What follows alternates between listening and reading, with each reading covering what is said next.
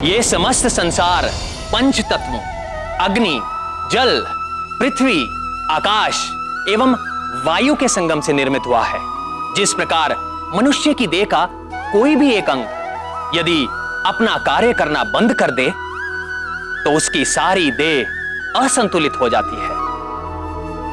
ठीक उसी प्रकार पंच तत्वों में से कोई भी एक तत्व यदि अपना कार्य करना बंद कर दे तो यह सारी सृष्टि असंतुलित हो जाती है।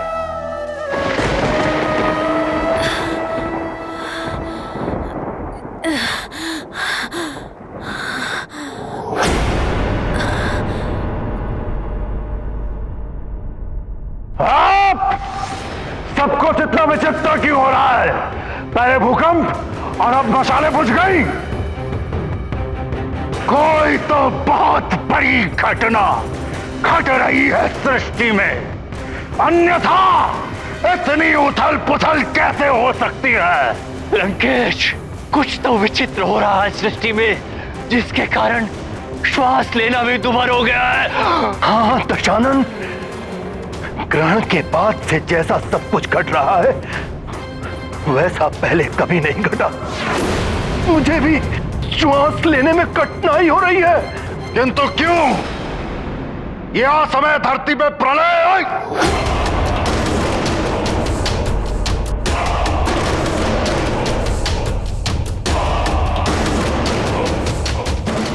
गुरुदेव, दैत्य गुरु शुक्राचार्य, कहाँ हैं आप? शीघ्र दर्शन दीजिए। आपके दशानन को आपकी आवश्यकता है। शीघ्र पधारिए गुरुदेव।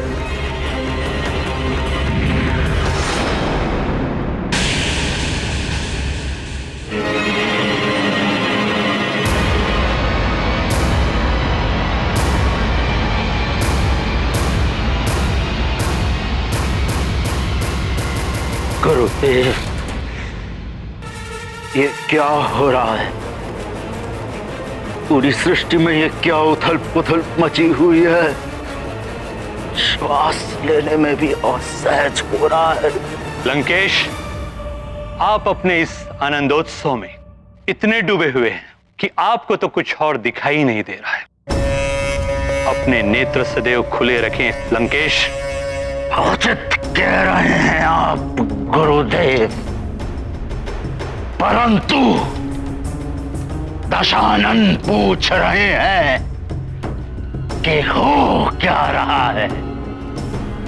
सब कुछ इतना विचित्र क्यों हो रहा है गुरुदेव? लंकेश, आप जिस वानर बालक की मृत्यु पर प्रसन्न होकर ये जो आनंदोत्सव मना रहे थे, उसी बालक को देवता जीवित करने में लगे हुए हैं।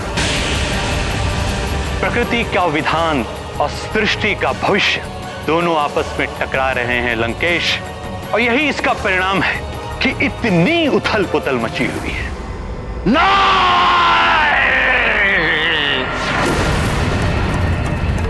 ये नहीं हो सकता। देवताओं, इसका मूल्य चुकाना होगा तुम्हें, दंड भोगना होगा। दशानन, रावण का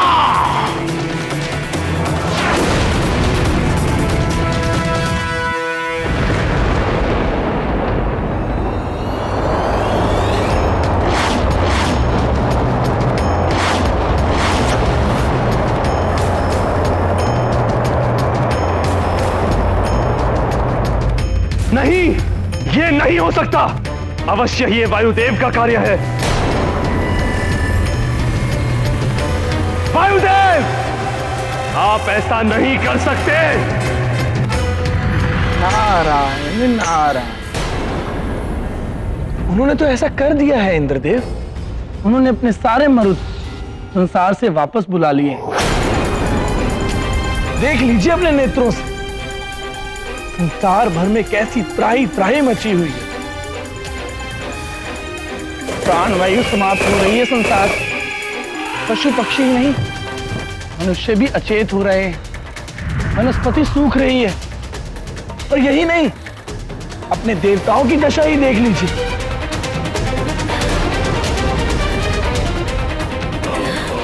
ये भी श्वास नहीं ले पा रहे हैं।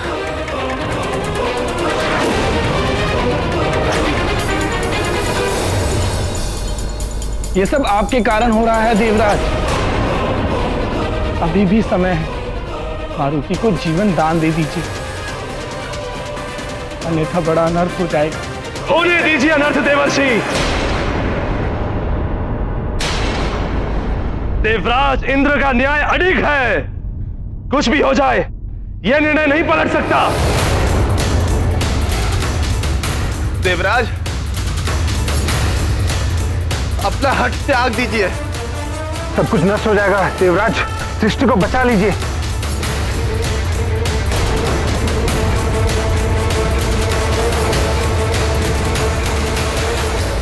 पुनः सोच लीजिए देवराज। आपका पुत्र भी आपके द्वारा किए गए अन्याय का दंड भोग रहा है।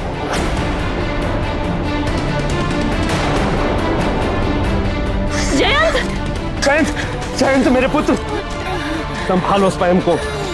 हम देवता हैं, वायुहीन होकर भी हमारी मृत्यु नहीं हो सकती।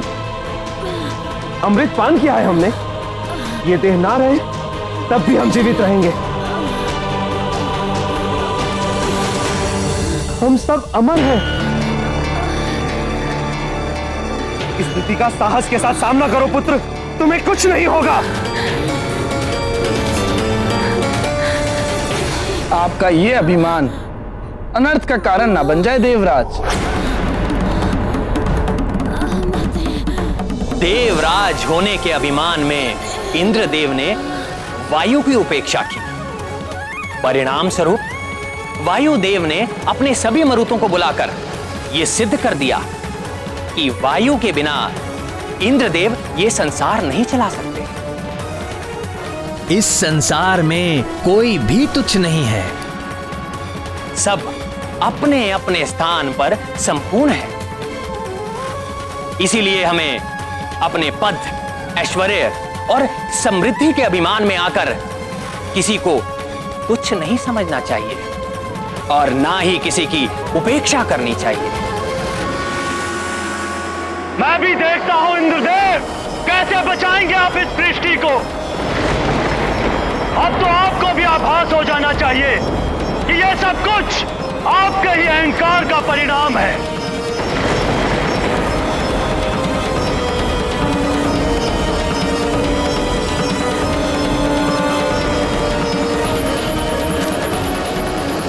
धैर्य रखो पुत्र, धैर्य रखो। पिताश्री, हमारी सांस रुक रही है। हम खड़े नहीं हो सकते। मैंने तुमसे कहा ना, तुम्हें कुछ नहीं होगा। अमर है हम सब। ऐसी अमरता किस काम की देवराज? ये तो मृत्यु से भी अधिक पीड़ादायक है। प्राण वायु के बिना आप जी नहीं पाएंगे और अमृत पान के कारण आपकी मृत्यु नहीं होगी। नारायण नारायण। श्वासहीन देह से ना तो आप चल पाएंगे और ना ही कोई कार्य कर पाएंगे। ऐसा जीवन चाहते हैं आप? सबको अपने कर्मों का फल भोगना पड़ता है स्वामी, और आपके कर्मों का फल हमारा पुत्र भोग रहा है। सारा संसार आपके कर्मों का फल भोग रहा है। भूदेवी क्षुब्ध हो उठी है। एक माँ की हाय मत लीजिए स्वामी। एक माँ की संतान के प्रति ममता उसे वो शक्ति प्रदान करती है जिसके समक्ष दैवीय शक्ति तुच्छ है।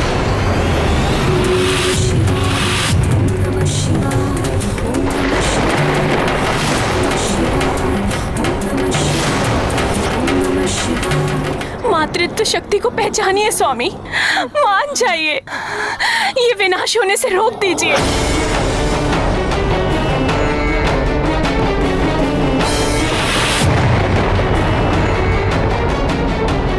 देवराज, मान जाइए, अपना हट त्याग दीजिए। सब कुछ नष्ट हो जाएगा। देवराज, सृष्टि को बचा लीजिए। पिताश्री, आपका पुत्र आपके समक्ष श्वास के बिना तड़प रहा है। आप मुझे स्वस्थ कर सकते हैं, फिर भी आप कुछ नहीं कर रहे। ऐसे अमरत्व को पाकर मैं क्या करूंगा? मैं ये जीवन त्यागने जा रहा हूँ। पिताश्री, पुत्र नहीं।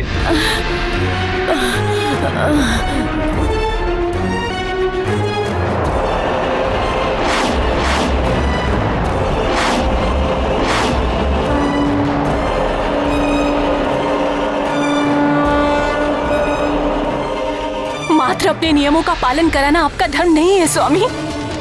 प्रजा राजा के लिए पुत्र के समान होती है। राजा का धर्म है प्रजा का पालन करना पुत्र की भांति, ना कि उन पे शासन करना शासक की भांति।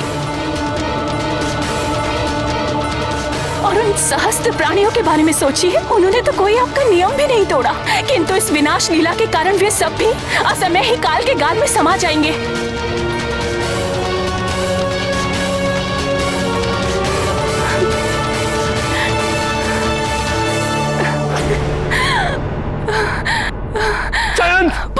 उठो पुत्र, पुत्र उठो।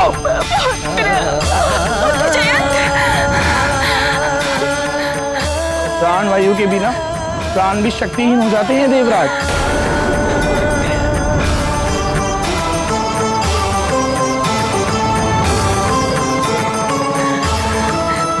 नहीं, ऐसा नहीं हो सकता।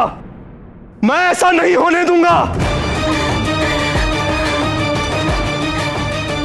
मेरे पुत्र, तुम्हें उठना होगा।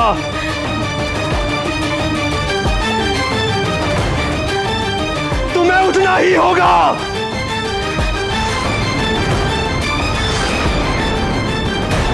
अब इंद्रदेव वज्र से किसके प्राण हरने वाले हैं?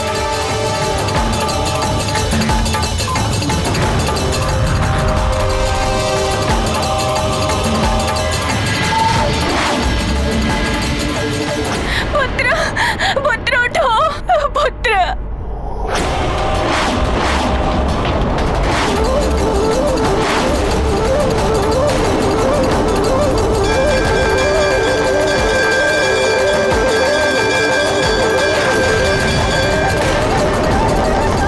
हे महादेव, लौटा दीजिए एक माँ को उसका पुत्र।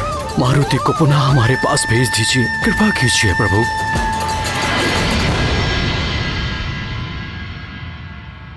इंद्रदेव, यदि आप अब भी अपने हठ पर अड़े रहे तो इस सृष्टि का अंत निश्चित है। मेरे क्रोध की ज्वाला में सब भस्म हो जाएगा।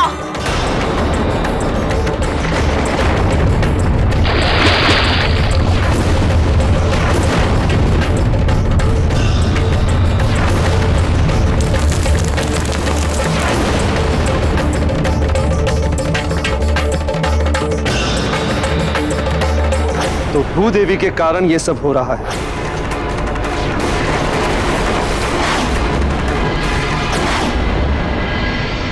नारायण नारायण। प्रणाम त्रिदेव।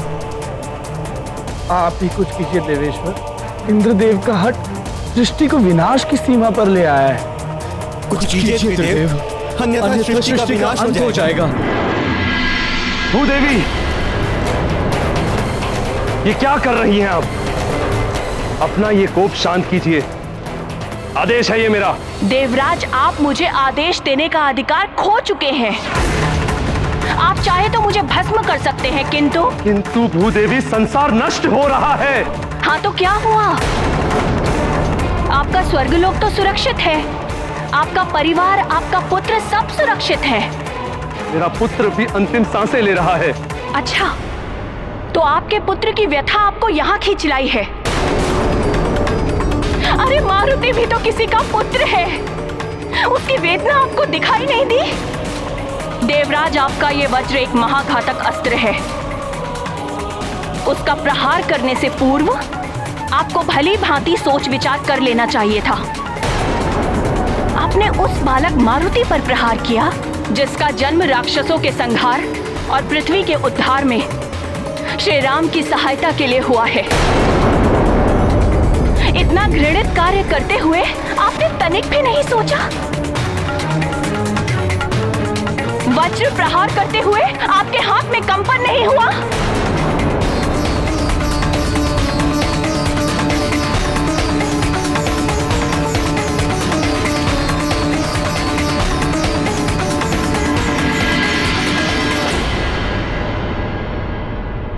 अब तो अपना ये कोप शांत कर लीजिए। शांत? अब ये शांति तभी होगी जब मारुति को जीवन दान मिल जाएगा। जाइए और अपनी भूल सुधारिए, अन्यथा इस पृथ्वी का विनाश निश्चित है। जाइए, चले जाइए। मेरा क्षोभ अब और मत बढ़ाइए। जाइए, चले जाइए यहां से।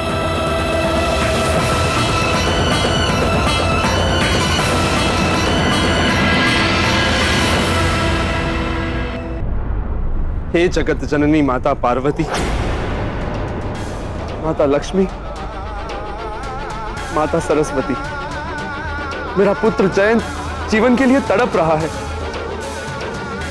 कुछ कीजिए माता, आपका ही आसरा है। अपने पुत्र की वेदना आपको यहाँ तक खींच लाई। किसी और के पुत्र की पीड़ा और उससे बिछड़ने वाली माँ की व्यथा का आपको आभास तक नहीं है। क्षमा करे माता, मुझसे बहुत बड़ी भूल हो गई है। पुत्र को खोने की पीड़ा का आभास अब मुझे हो गया। इंद्रदेव, अपने पुत्र की पीड़ा से तो सभी व्यथित होते हैं, किंतु जो सभी के पुत्र को समान दृष्टि से देखे, उनकी पीड़ा में स्वयं भी द्रवित हो जाए, वही सच्चा राजा हो सकता है। चाहे वो धरती का राजा हो या स्वर्ग का। आप सत्य कह रही हैं देवी। मैं अपने कृत्य पर लज्जित हूं। इंद्रदेव, हमारे लिए जैसे आपका पुत्र जयंत है, वैसे ही अंजना का पुत्र मारुति। किसी भी बालक का कष्ट या असमय मृत्यु हमारे लिए असहनीय है, किंतु आपके कठोर नियमों ने एक अबोध बालक को अपनी मां से दूर कर दिया है।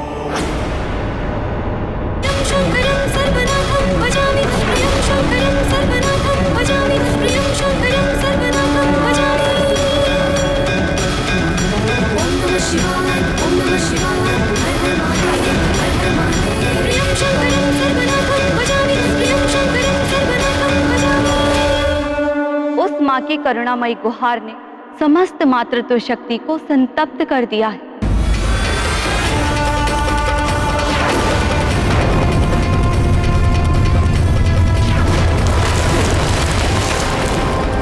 इसीलिए सारी सृष्टि में त्राहिमाम मचा हुआ है। तुम्हारे इस दुष्कृत्य का फल तुम्हारा पुत्र भी भोग रहा है। अब भी समय है इंद्र, अपनी भूल सुधार लो, अन्यथा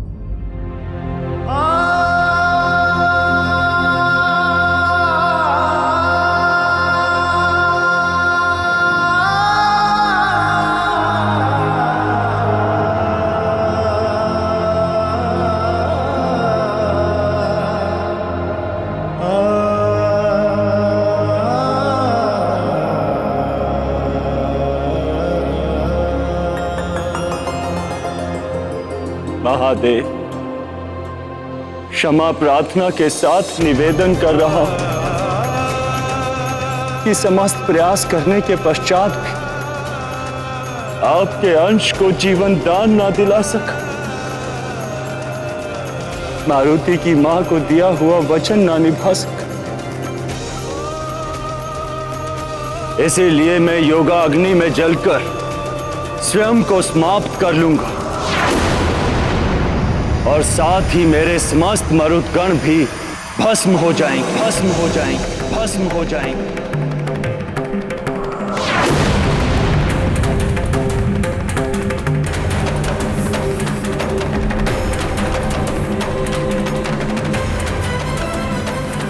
मारुति, वत्स,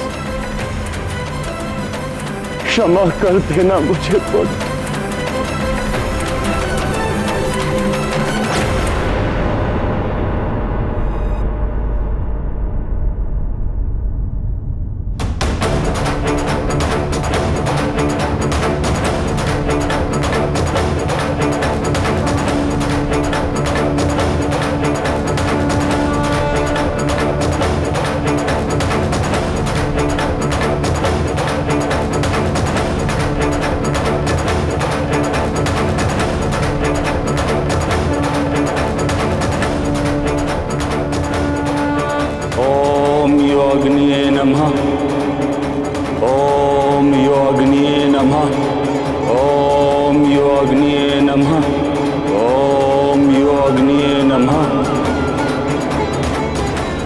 हे देवाग्नि, मैं वायुदेव आपका आवाहन करता हूं। प्रकट हो देवाग्नि, प्रकट हो योगाग्नि, प्रकट हो।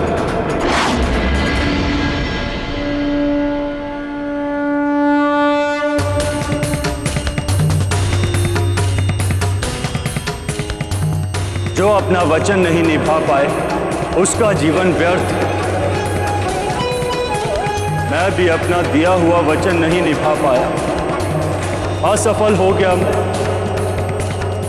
अब मुझे तत्व रूप में भी रहने का कोई अधिकार नहीं।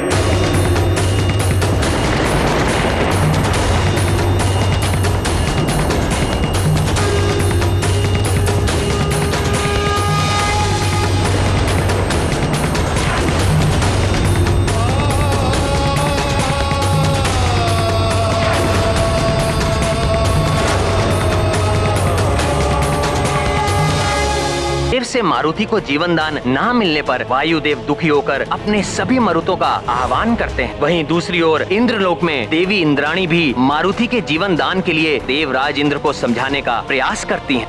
अंजना का दुख समस्त मातृत्व शक्ति को आंदोलित कर देता है और इधर वायुदेव अपने आप को समाप्त करने के लिए अपने अंतिम मरुत प्राण वायु को भी अपने पास बुला लेते हैं, जिसका प्रभाव पूरी सृष्टि पर पड़ता है।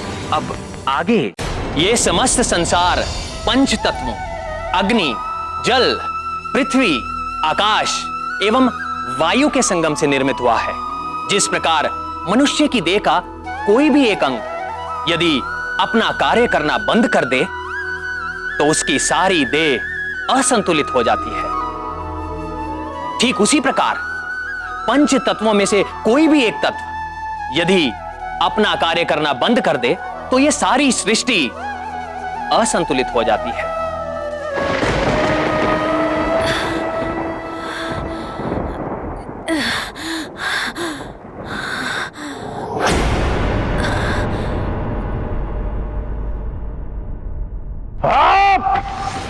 सबको इतना विचित्र क्यों हो रहा है? पहले भूकंप और अब मशालें बुझ गई। कोई तो बहुत बड़ी घटना घट रही है सृष्टि में, अन्यथा इतनी उथल पुथल कैसे हो सकती है? लंकेश,